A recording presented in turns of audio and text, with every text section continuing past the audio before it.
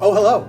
Welcome back to Speakeasy with Paul F. Tompkins. I am still Paul F. Tompkins. My guest today you will recognize from his role as Dean Pelton on the NBC series Community, but he is also the second Academy Award winner we have had on the show. Please say hello to Jim Rash. Oh, Jim, cheers. Cheers. Thank you for being here. Thank you for having me.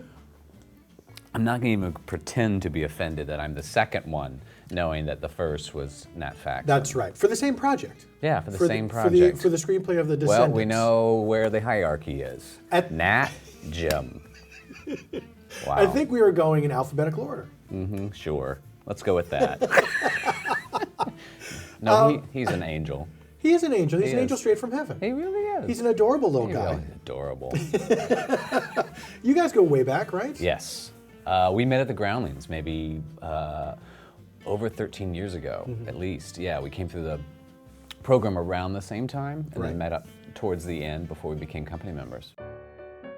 Have you remained a performer and a writer pretty much both consistently the whole time? I guess I started focusing acting, I guess, as far as like, getting the headshots and mailing them out and looking for an agent type thing in the old days.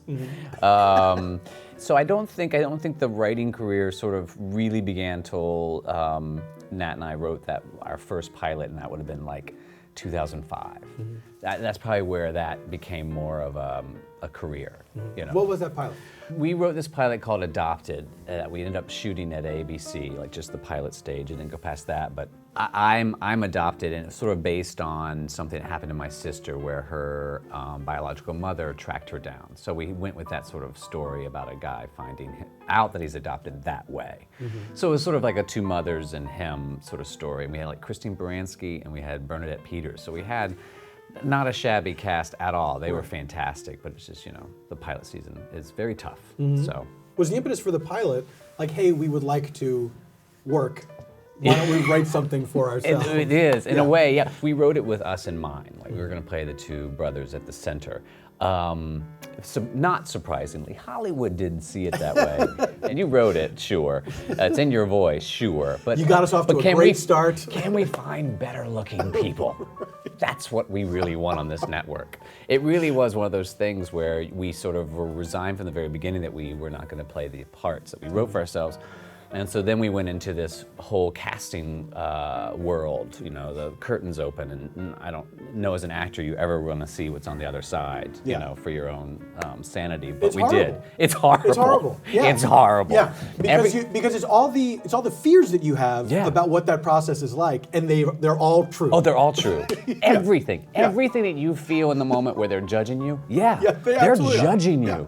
They make fun of you when you walk out of the room. They hate your shirt. They hate your face. They hate the way you said that word and this word. It is horrible. And so you sit there and you're going, guys, we ain't going to heaven if you believe in it, because we're saying horrible things. Yeah. It was not hidden from us, and I always knew it, because when you test for a pilot, there'll be like you and let's say up to 5 people. So the audience knows the test is the final hurdle. Final hurdle. For you to get cast on a TV show is you go in front of this room with everyone in it. Yeah. So there's all these, first you're in front of the casting people, then the producers, then the network, and now this is everyone. This is everyone in the network sitting maybe in an office, maybe in a small theater. It's like you're doing a small community theater and only like 12 people showed up. Yeah. And you're in another room with everyone you're competing against.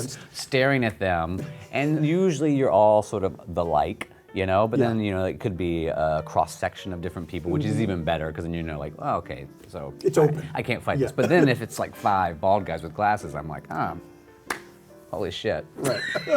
We're all the same. But this does get into the minutia of what does the order in which everyone was called in mean? Yes.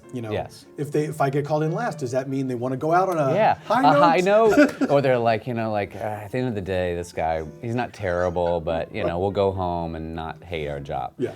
But every casting director seems to have a different thing. Like, do you heat up the room with your favorite? Do you just warm up the room with an okay person but not your choice, and the second one is your choice, and then everyone else is sort of like, remember how great the second one was? Right. You know, because these pieces are shitty.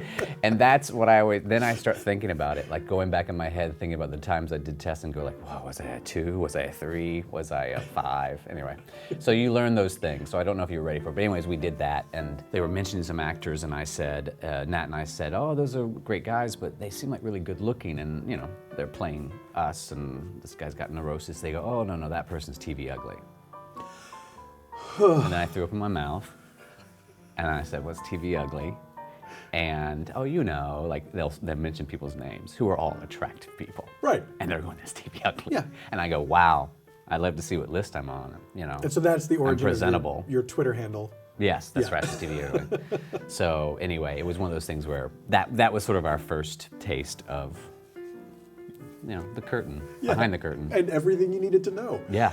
It must have been disappointing to realize we're not going to get to be in this thing that we have created after all. The roles that we have written for ourselves, and it would be so much fun to do. Yeah. Must have been very disappointing, right? It was. I feel like from then, which is like 2005 to even now, it's such a different game because I really feel like TV and maybe its expansion of cable and all the possibilities have really embraced the writer-performer. I mean, from Louis to anybody, you know, it's like Always Sunny in Philadelphia guys. I mean, these are people who do all of it, and I think that's more embraced than it was then. I think it was just the matter of the time, but it is because you put all this stuff into it, and they don't see it that way.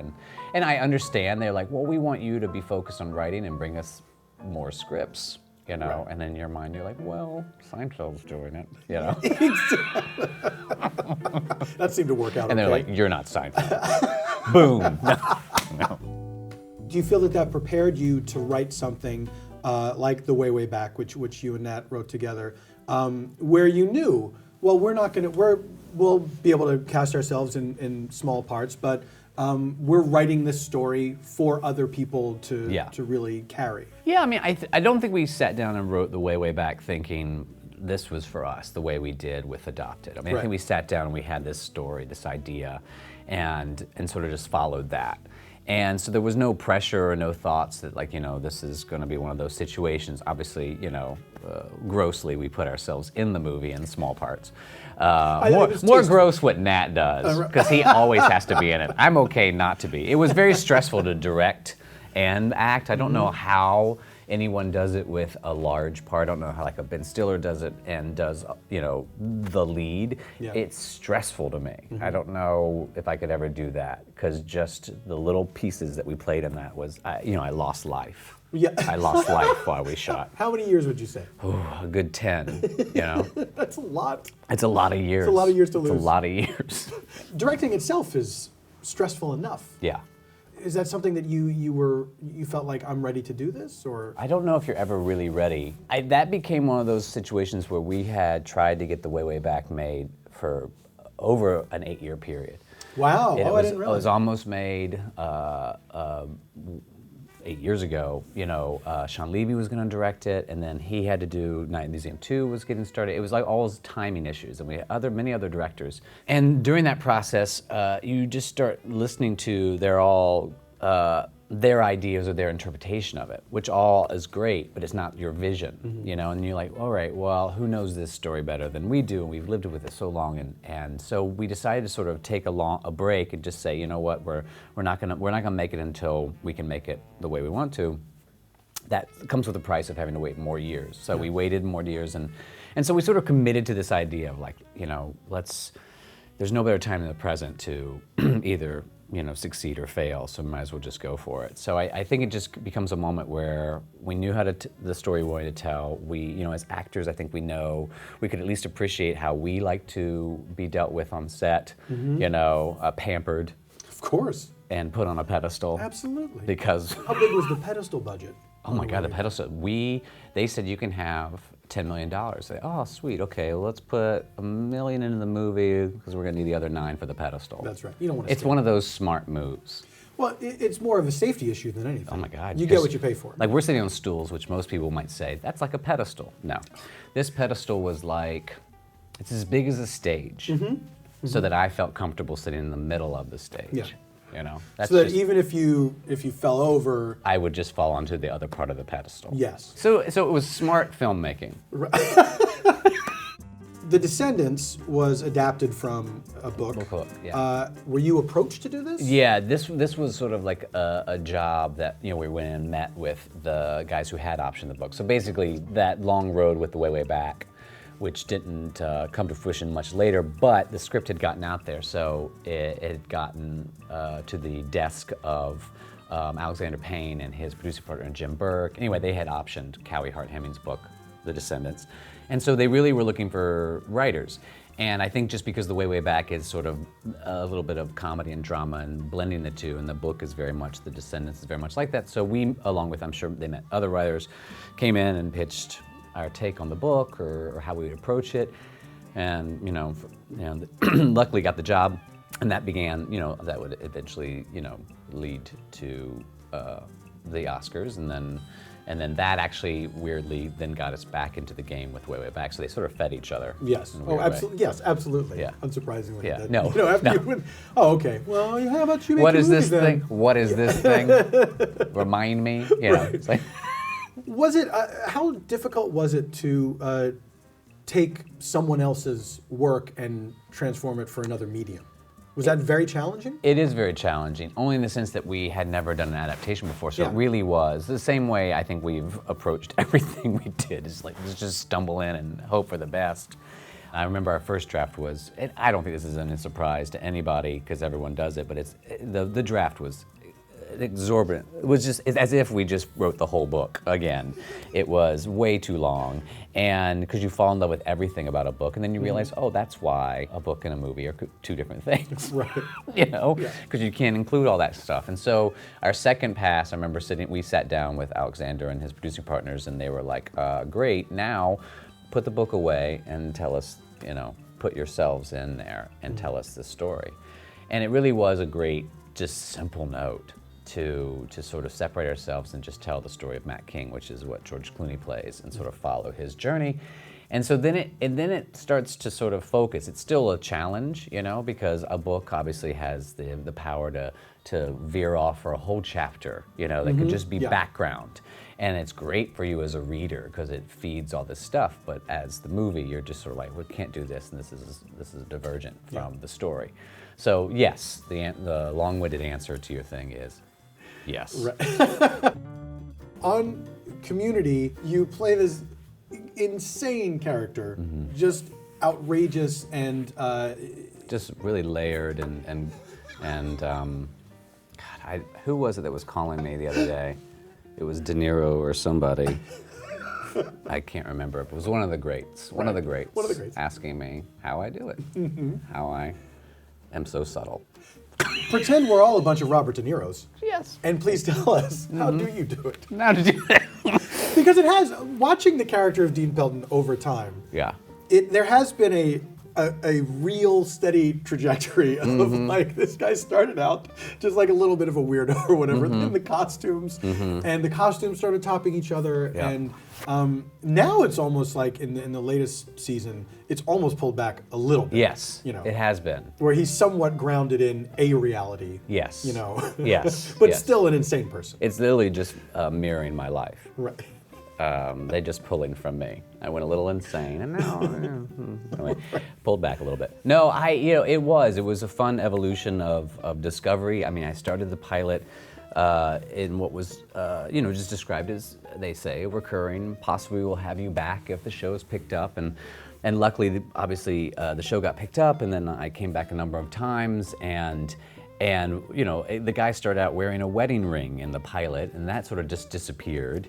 And then there was a moment in the first season where I watch a video of a man dressed as a Dalmatian. I'm like, I hope this doesn't awaken something in me. And then it does, and then I start wearing costumes. But it is about a guy finding his comfort in the study group, that the study group accepts him.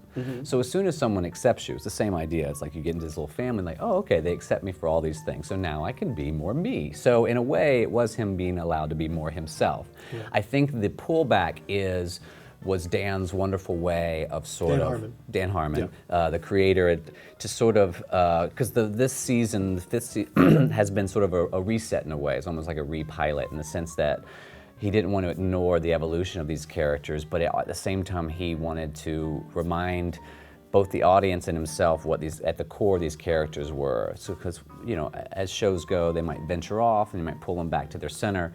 And I think that was what it was all about. Like, here's a guy who still runs this place. Now, he may be terrible at his job, but his heart is full of love for this place, so he means well. But it's nice to remind people, it's like, well, there's other elements to this man, or these characters. Just a guy who He's not just a guy who just happens to like to dress up to make announcements. Right. It's a guy who is in love, but fails a lot. I definitely want to talk to you about The Writer's Room, which is the show that you host on Sundance. How did that come about? Some producers approached me that they had this idea to do The Writer's Room, which is basically, getting inside our favorite shows, but more from the perspective of the writing staff, which it was almost a guilty pleasure because I like, A, talking about that stuff, but B, you're always looking for new knowledge or new tricks of the trade. Yeah, so I was absolutely. like, yeah, I'll talk about that stuff.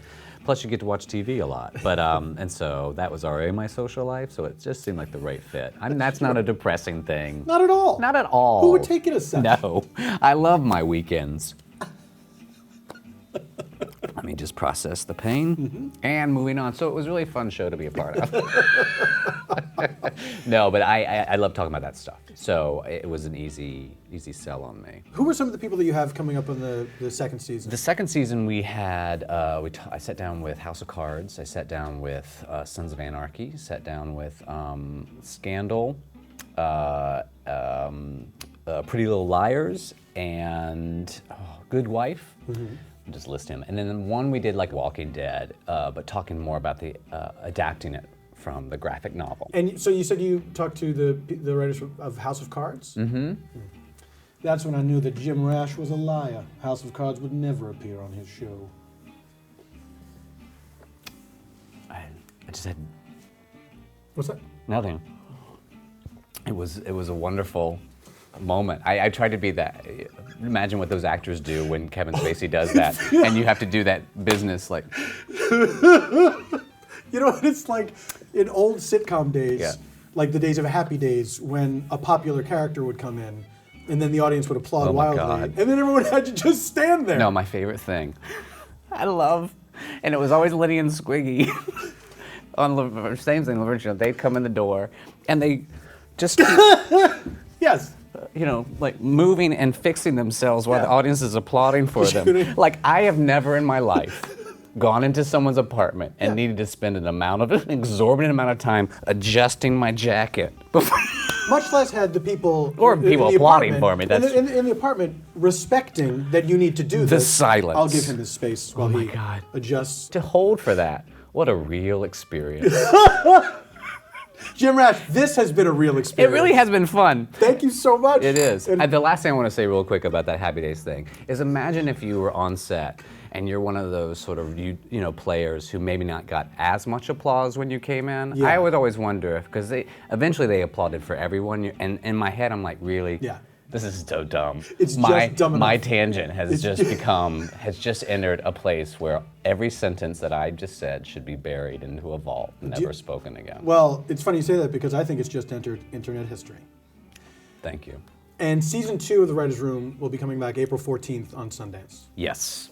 Will Robert Redford be introducing any of the episodes? Robert Redford actually runs craft services. Really? Yeah.